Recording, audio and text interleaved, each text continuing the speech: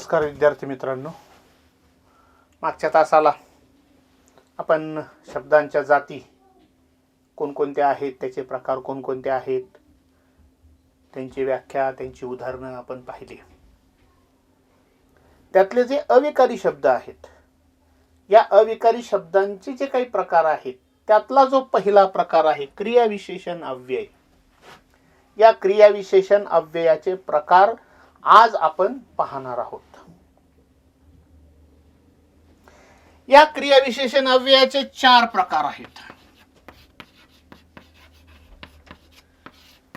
किती प्रकार आहेत? 4. पहिला आहे कालवाचक.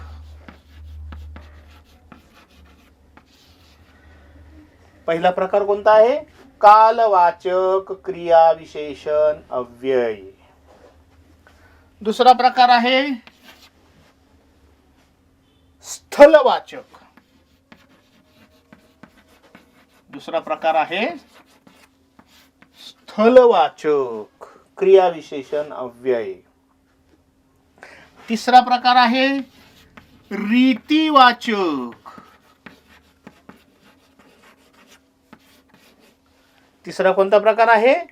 रीतिवाचक क्रियाविशेषण अव्यय. आणि चौथा आहे संख्यावाचक.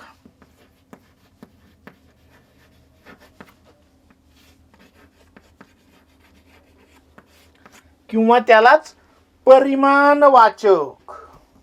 संख्यावाचक किंवा परिमाणवाचक.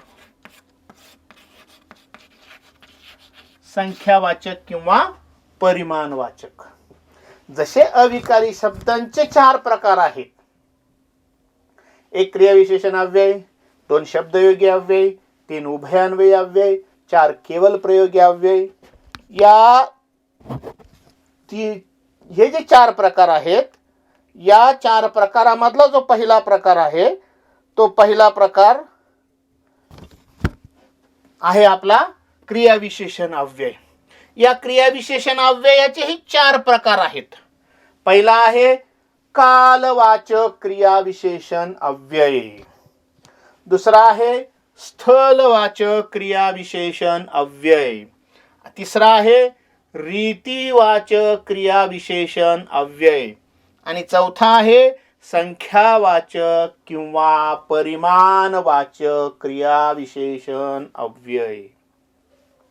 आता या 4 प्रकारांपैकी प्रत्येक प्रकार, त्याची आपण माहिती पाहूयात.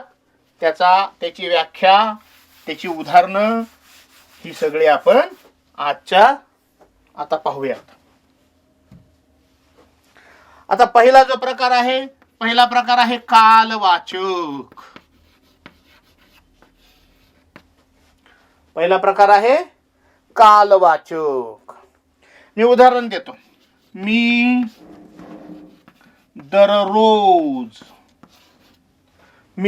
दररोज अभ्यास करतो.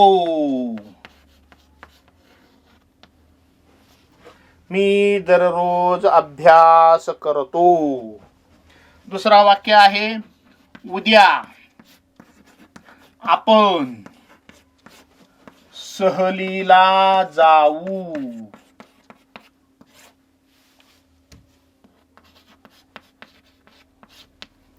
दुसरं वाक्य आहे उद्या आपण सहलीला जाऊ. आता ही 2 वाक्य आहेत. पहिलं वाक्य आहे मी दररोज अभ्यास करतो. दुसरं वाक्य आहे उद्या आपण सहलीला जाऊ. मग या 2 वाक्यामधली जी काही अधोरेखित शब्द आहेत, पहिलं वाक्य आहे मी दररोज अभ्यास करतो, पण या वाक्यामध्ये दररोज हा शब्द अधोरेखित शब्द आहे. आणि दुसरं जे वाक्य आहे उद्या आपण सहलीला जाऊ, यातलं उद्या हा जो शब्द आहे, हा शब्द अधोरेखित आहे. मग या अधोरेखित वाक्यामधले जे शब्द आहेत ते शब्द म्हणजे दररोज आणि उद्या. ही क्रिया विशेषण अव्यय आहेत. दररोज आणि उद्या ही क्रिया विशेषण अव्यय आहेत. ही क्रिया विशेषण अव्यय क्रियापदांच्या काळाविषयी जी क्रियापद आहेत, पहिल्या वाक्यामधलं क्रियापद आहे करतो, दुसऱ्या वाक्यामधलं क्रियापद आहे जाऊ. मग ही जी काही क्रियाविशेषणाव्यय आहेत, ही क्रियाविशेषणाव्यय क्रियापदाचा काळाची माहिती देतात किंवा काळाविषयी किंवा वेळेविषयी. क्रियापदाचा काळ किंवा क्रियापदाची वेळ. मी अभ्यास करतो, पण अभ्यास कधी करतो? दररोज. या क्रियापदाचा काळ, अभ्यास करण्याची वेळ कशी आहे? एक दिवस नाहीये किंवा एक तास नाहीये, दररोज अभ्यासाची आहे. म्हणून हे जे क्रियाविशेषणाव्यय आहे, या क्रियाविशेषणाव्ययाची काळाविषयीची माहिती आपल्याला कळते. काळाविषयीची माहिती किंवा वेळेविषयीची माहिती. दुसरा आहे उद्या आपण सहलीला जाऊ. हा जर शब्द नसता, उद्या आपण सहलीला जाऊ, पण कधी जाऊ, काळाचं वेळेचं त्याच्यात काही संबंध नव्हता, काही परिचय नव्हता, काही ओळख नव्हती, काही माहिती नव्हती. पण उद्या हा शब्द आल्यामुळे उद्या आपण सहलीला जाऊ हे क्रियाविशेषण अव्यय जे आहे ते अव्यय काळाविषयी किंवा वेळेविषयी विशेष माहिती क्रियापदाबद्दल देतात.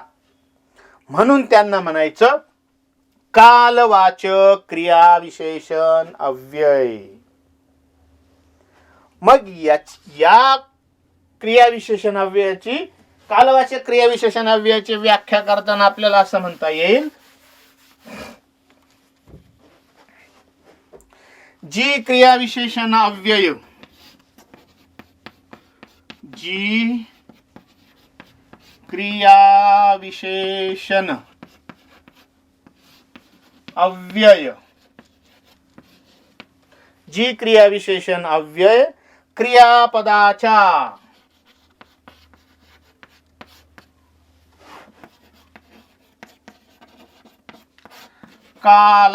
काळाविषयी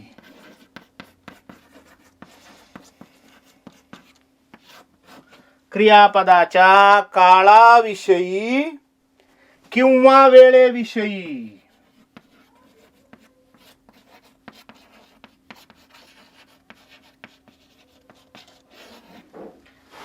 माहिती देतात. क्रियापदाच्या काळाविषयी किंवा वेळेविषयी माहिती देतात. त्यांना कालवाचक क्रियाविशेषण अव्यय म्हणतात. कालवाचक क्रियाविशेषण अव्यय म्हणतात.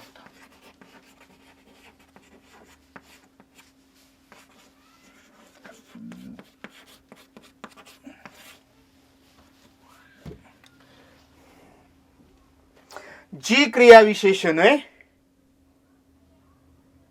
जी क्रियाविशेषण अव्यय क्रियापदांच्या काळाविषयी किंवा वेळेविषयी माहिती देतात, त्यांना कालवाचक क्रियाविशेषण अव्यय म्हणतात. मग कालवाचक क्रियाविशेषण कोणकोणते आहेत? कालवाचक क्रियाविशेषण आज, काल, आजकाल, वारंवार, अद्याप, दिवसभर, उद्या, परवा, नेहमी, दररोज, सतत. ही जी वाक्य, ही जी शब्द आहेत, ही शब्द कालवाचक क्रियाविशेषण अव्यय आहेत. आता वाक्यात उपयोग करताना आपल्याला असं म्हणता येईल, काल शाळेला सुट्टी होती. शाळेला सुट्टी होती, पण काल हा शब्द हे जे आहे शब्द, हा शब्द क्रियाविशेषण अव्यय आहे आणि ह्या क्रियापदाच्या काळाविषयी माहिती देतो, क्रियापदाच्या वेळेविषयी माहिती देतो. सुट्टी कधी होती? तर काल सुट्टी होती. हल्ली संगणकाशिवाय चालत नाही. संगणकाशिवाय चालत नाही. पण कधी चालत नाही, कोणत्या काळ, कोणती वेळ, तर हल्ली. ही झाली त्याची उदाहरणे. मग क्रियाविशेषण अव्ययाचा पहिला प्रकार आहे कालवाचक क्रियाविशेषण अव्यय. त्याची व्याख्या करताना जी क्रियाविशेषण अव्यये क्रियापदाच्या काळाविषयी किंवा वेळेविषयी माहिती देतात त्यांना कालवाचक क्रियाविशेषण अव्यय म्हणतात. समजलंय? दुसरा प्रकार. पहिला प्रकार पाहिला कालवाचक. दुसरा कोणता आहे? स्थलवाचक.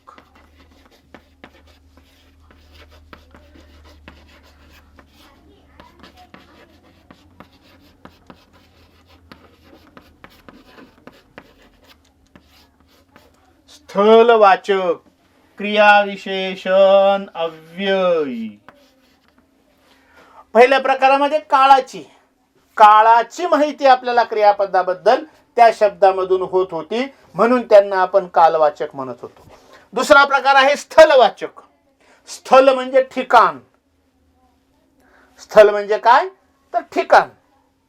आता पहा, वाक्य देतो. देव सर्वत्र आहे. देव सर्वत्र आहे. घरापासून माझी शाळा जवळ आहे. घरापासून माझी शाळा जवळ आहे. आता ही दोन वाक्य आहेत पहा. पहिलं वाक्य आहे देव सर्वत्र आहे. पहिलं वाक्य काय आहे? देव सर्वत्र आहे. या वाक्यामध्ये सर्वत्र हे जो शब्द आहे, हा शब्द अधोरेखित आहे, म्हणजे ज्या शब्दाखाली रेघ मारलेली आहे. दुसरं वाक्य आहे घरापासून माझी शाळा जवळ आहे. या दुसऱ्या वाक्यामध्ये जवळ या शब्दाखाली रेष मारलेली आहे किंवा जवळ हा शब्द अधोरेखित केलेला आहे. मग या दोन वाक्यामधली जी अधोरेखित शब्द आहेत, पहिल्या वाक्यामधला आहे सर्वत्र आणि दुसऱ्या वाक्यामधला आहे जवळ, ही आहेत क्रियाविशेषण अव्यय. ही आहेत क्रियाविशेषण अव्यय. पण ही क्रियाविशेषण अव्यय क्रियापदाच्या स्थळाविषयी किंवा स्थानाविषयी किंवा ठिकाणाविषयी माहिती देतात. जर या वाक्यामधून हा जर शब्द आपण काढून टाकला, देव आहे, देव आहे, आपल्याला हे वाक्य तर पूर्ण होतंय, पण क्रियाविशेषण अव्यय घातल्यामुळे देव कुठं आहे? सर्वत्र आहे. सर्वत्र आहे म्हणजे ठिकाण, एक असं विशिष्ट ठिकाण नाहीये. देव कुठं आहे? सर्वत्र आहे. या क्रियापदाच्या ठिकाणाविषयी, क्रियापदाच्या स्थळाविषयी, क्रियापदाच्या स्थानाविषयी आपल्याला माहिती मिळते, म्हणून हे झालं स्थलवाचक क्रियाविशेषण अव्यय.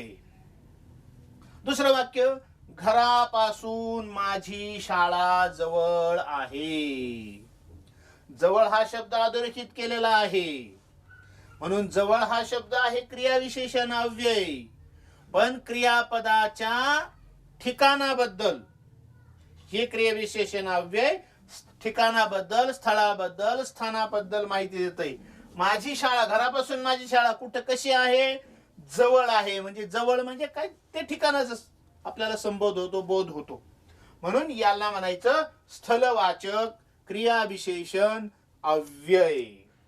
आता याची व्याख्या करताना आपल्याला असं म्हणता येईल, जी क्रियाविशेषण अव्यये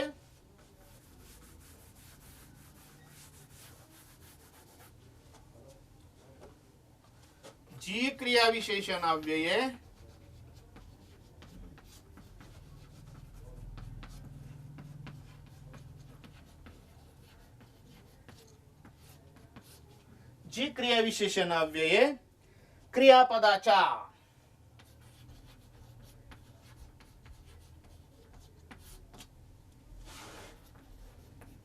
स्थळाविषयी किंवा स्थानाविषयी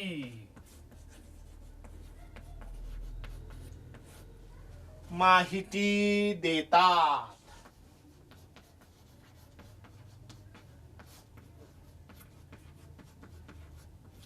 त्यांना स्थलवाचक क्रियाविशेषण अव्यय म्हणतात. जी क्रियाविशेषण अव्यय आहेत ती क्रियाविशेषण अव्यय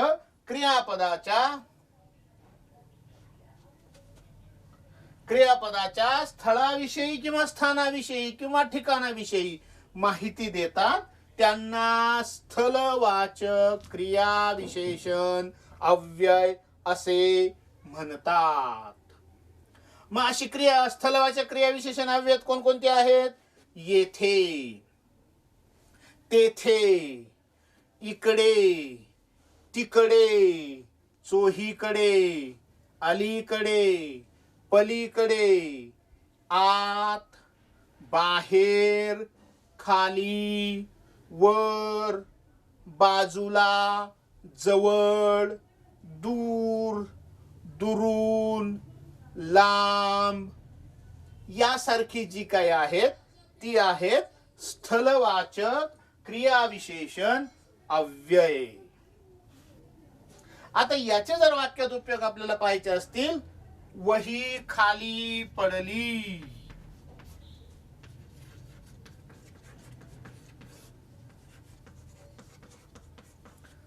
ती वर ठेव. आता या वाक्यामध्ये दोन आलेले आहेत स्थलवाचक क्रियाविशेषण अव्यय. पहिल्याचे वाक्य आहे वही खाली पडली, यामधलं एक क्रियाविशेषण अव्यय खाली, आणि दुसरं आहे ती वर ठेव, यातलं दुसरं क्रियाविशेषण अव्यय आहे वर. ही दोन्हीही क्रियाविशेषण अव्यय स्थलवाचक क्रियाविशेषण अव्यय आहेत. दुसरं वाक्य घ्यायचं म्हटलं तर नदीच्या पलीकडे झाड आहे. नदीच्या पलीकडे झाड आहे. पलीकडे हा जो शब्द आहे, हा शब्द हे जे आहे क्रियाविशेषण अव्यय आहे ते आहे स्थलवाचक क्रियाविशेषण अव्यय. स्थलवाचक क्रियाविशेषण अव्यय म्हणजे या क्रियाविशेषणाचे आपण दोन प्रकार पाहिले.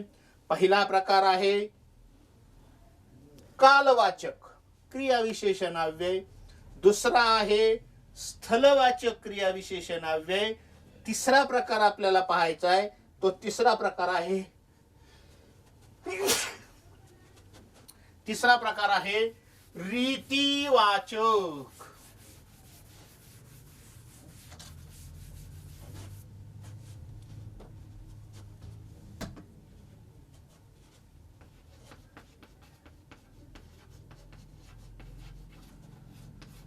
रीतिवाचक. मी वाक्य देतो. सरिता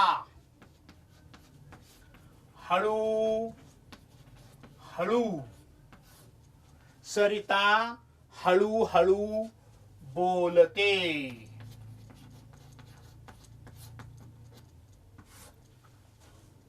वाक्य काय आहे? सरिता हळू हळू बोलते. दुसरं वाक्य काय आहे? फांदीवरून कावळा पटकन, फांदीवरून कावळा पटकन उडाला. दुसरं वाक्य आहे फांदीवरून कावळा पटकन उडाला. आता ही दोन वाक्य पाहिली. पहिलं वाक्य सरिता हळूहळू बोलते, हळूहळू या शब्द अधोरेखित आहे. दुसरं वाक्य आहे फांदीवरून कावळा पटकन उडाला, पटकन हा शब्द अधोरेखित आहेत. हे जे दोन अधोरेखित शब्द आहेत या दोन्हीही वाक्यामधली अधोरेखित शब्द हळूहळू आणि पटकन ही अधोरेखित शब्द क्रियाविशेषण अव्यय आहेत. पण ही जी क्रियाविशेषण अव्यय आहेत, ही क्रियाविशेषण अव्यय क्रियापदाची रीत किंवा पद्धत याविषयी माहिती देतात. क्रियापदाची रीत किंवा क्रियापदाची पद्धत. सरिता बोलते, पण ती कशी बोलते? हळूहळू बोलते. या क्रियापदाची रीत सांगितली आहे, पद्धत सांगितली आहे. जोरजोरात बोलत नाही, ती हळूहळू बोलते. फांदीवरून कावळा पटकन उडाला. पटकन उडाला म्हणजे त्याची उडण्याची जी क्रिया आहे ती जलद गतीने झाली, म्हणून त्याची रीत किंवा त्याचं पद्धत याचा आपल्याला बोध या क्रियाविशेषण अव्ययावरून होतो. म्हणून त्याला म्हणायचं रीतिवाचक क्रियाविशेषण अव्यय. त्याची व्याख्या पाहताना आपल्याला कसं पाहता येईल पहा.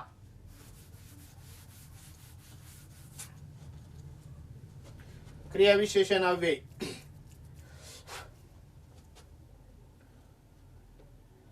जी क्रियाविशेषण अव्यये, जी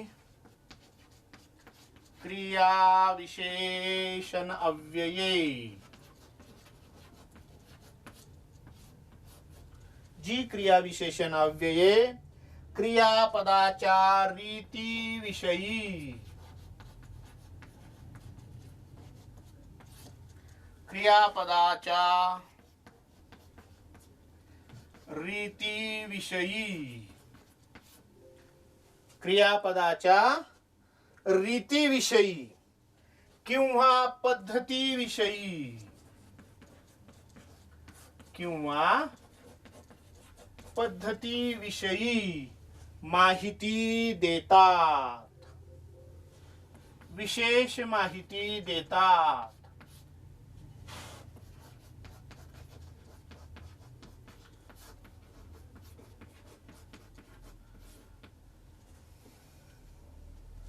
जी क्रियाविशेषण अव्यये क्रियापदाच्या रीतीविषयी किंवा पद्धतीविषयी विशेष माहिती देतात, ती क्रियाविशेष त्यांना रीतिवाचक क्रियाविशेषण अव्यय म्हणतात.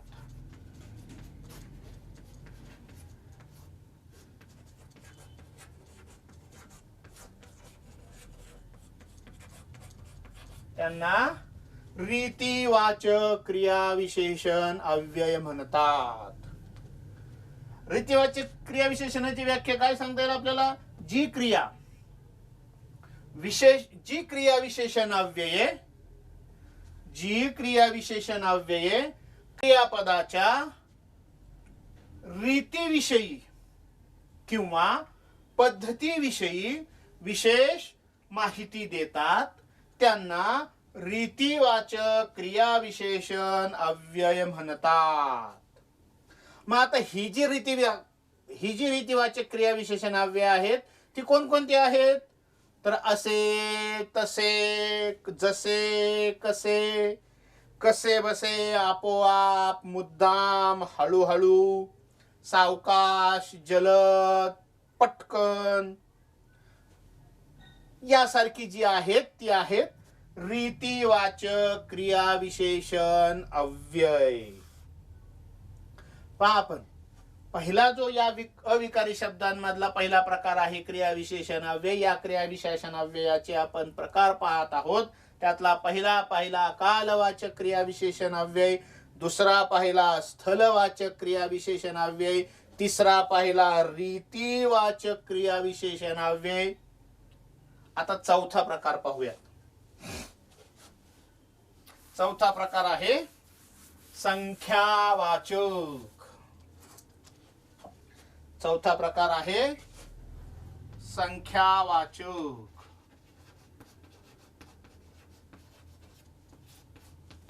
क्रियाविशेषण अव्यय.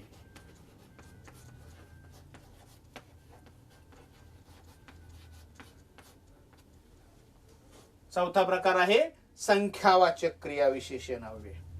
आता मी काही वाक्य देतो. पहिलं वाक्य, या मंदिरात, या मंदिरात मी खूपदा येतो. या मंदिरात मी खूपदा येतो. आता या वाक्यामध्ये अधोरेखित शब्द आहे खूपदा, हे आहे क्रियाविशेषण अव्यय. दुसरं वाक्य आहे मी त्याला ही गोष्ट चारदा सांगितली.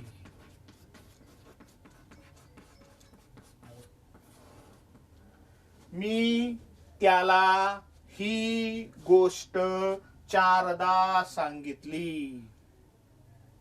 या वाक्यामधला चारदा हा शब्द अधोरेखित आहे. चारदा हे शब्द क्रियाविशेषण अव्यय आहेत. पण या दोन वाक्यांमधली जी क्रियाविशेषण अव्यय आहेत, ही क्रियाविशेषण अव्यय आहेत खूपदा आणि चारदा. ही क्रियाविशेषण अव्यय क्रियापदाच्या संख्येविषयी माहिती देतात. क्रियापदाच्या संख्येविषयी माहिती देतात. या मंदिरात मी येतो, पण कधी येतो? खूपदा येतो. खूपदा या शब्दामधून संख्येचा बोध होतो. त्याचबरोबर दुसऱ्या वाक्यामध्ये मी त्याला ही गोष्ट चारदा सांगितली. चारदा हे क्रियाविशेषण अव्यय आहे, पण या क्रियाविशेषण अव्ययाचा संख्येचा बोध होत असल्यामुळे हे आहे संख्यावाचक क्रियाविशेषण अव्यय. म्हणजेच व्याख्या करताना आपल्याला असं म्हणता येईल की जी क्रियाविशेषण अव्यये क्रियापदाच्या संख्येविषयी किंवा प्रमाणाविषयी माहिती देतात. जी क्रियाविशेषण अव्यय क्रियापदांच्या संख्येविषयी किंवा प्रमाणाविषयी माहिती देतात, त्या अव्ययांना संख्यावाचक किंवा परिमाणवाचक क्रियाविशेषण अव्यय म्हणतात. कोणतं? संख्यावाचक किंवा क्रियाविशेषण, संख्यावाचक किंवा परिमाणवाचक क्रियाविशेषण अव्यय म्हणतात. म्हणजेच खूपदा आणि चारदा ही संख्यावाचक क्रियाविशेषण अव्यये आहेत. मग ही जी संख्यावाचक क्रियाविशेषण अव्यय आहेत ती कोणकोणती आहेत?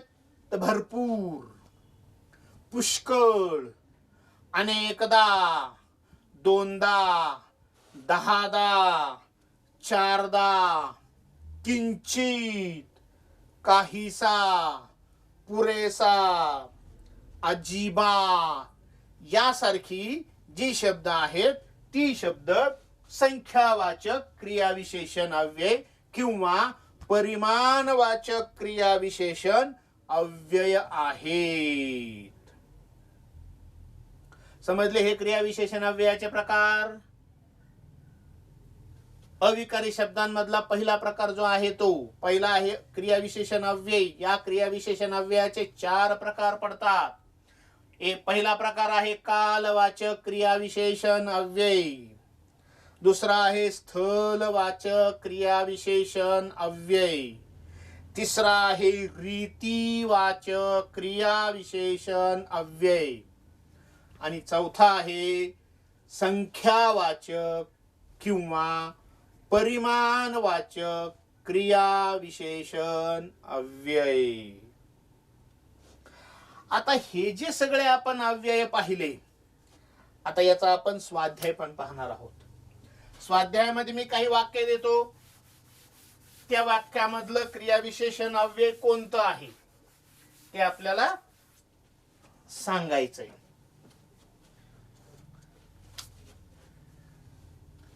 क्रियाविशेषणाव्यय.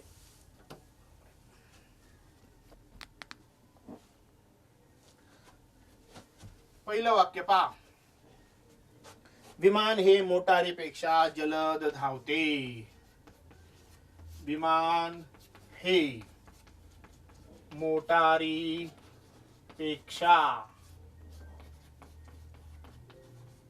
जलद धावते. या वाक्यामधलं क्रियाविशेषण अव्यय आहे जलद. दुसरं वाक्य आहे विजयची मावशी.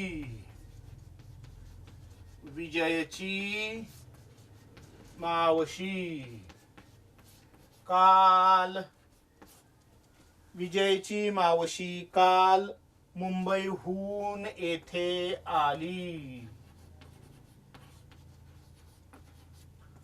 मुंबईहून येथे आली. तिसरं वाक्य आहे मुलांनी वर्गात. मुलांनी वर्गात फार बोलू नये. चौथं वाक्य आहे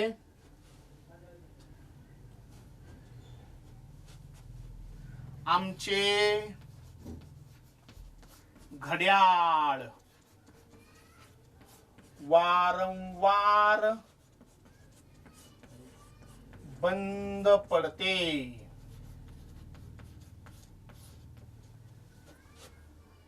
पाचवं वाक्य आहे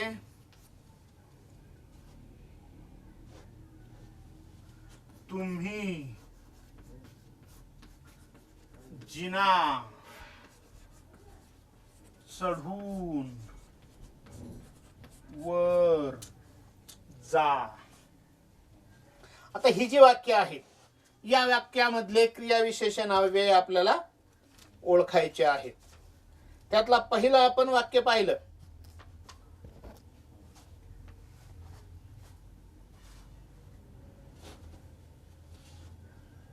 पहिलं वाक्य पाहिलं विमान हे मोटारीपेक्षा जलद धावते. जलद हे आहे क्रियाविशेषण अव्यय. दुसरं वाक्य आहे विजयची मावशी काल मुंबईहून येथे आली.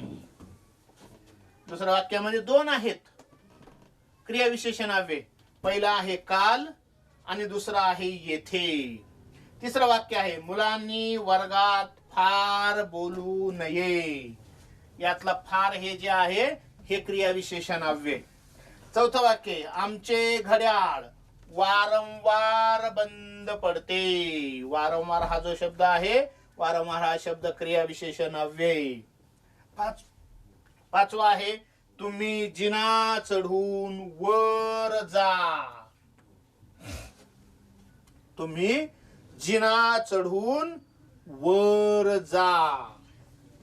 ही जी वाक्य आहेत ही वाक्य क्रियाविशेषण अव्ययाची वाक्य आहेत. असाच अभ्यास अजूनही आपल्याला घेता येईल. हे 5 वाक्य पाहिले आपण. आता अजून काही 2-3 वाक्य पाहूयात.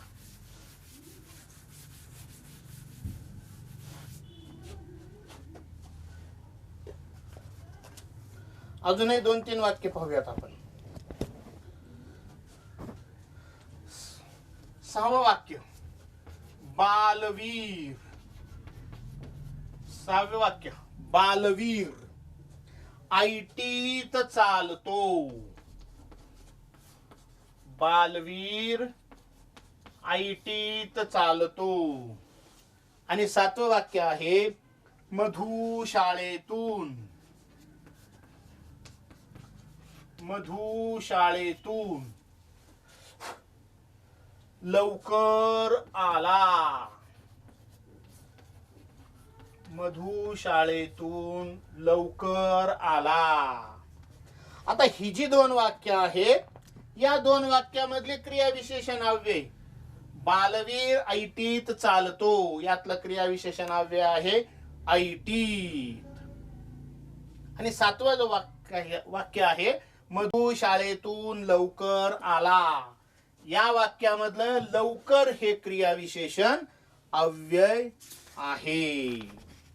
म्हणजे आजच्या तासाला आपण शब्दांच्या जाती पाहिल्या. शब्दांच्या 8 जाती आहेत. त्याचे 2 प्रकार आहेत, एक विकारी, दुसरा अविकारी.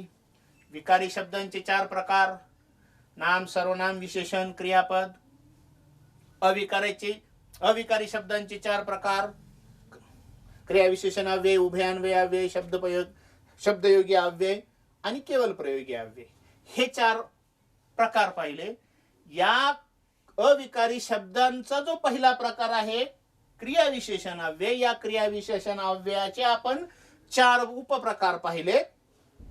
ते आहेत कालवाचक क्रियाविशेषण अव्यय, स्थलवाचक क्रियाविशेषण अव्यय, रीतिवाचक क्रियाविशेषण अव्यय आणि चौथं आहे संख्यावाचक क्रियाविशेषण अव्यय किंवा परिमाणवाचक क्रियाविशेषण अव्यय. ही सगळी क्रियाविशेषण अव्ययाची माहिती आपण पाहिलेली आहे. पुढच्या तासाला आपण सामान्य रूप पाहणार आहोत. पुढच्या तासाला आपण सामान्य रूप पाहणार आहोत. त्यामुळे आजचा हा तास या ठिकाणी मी थांबवतो.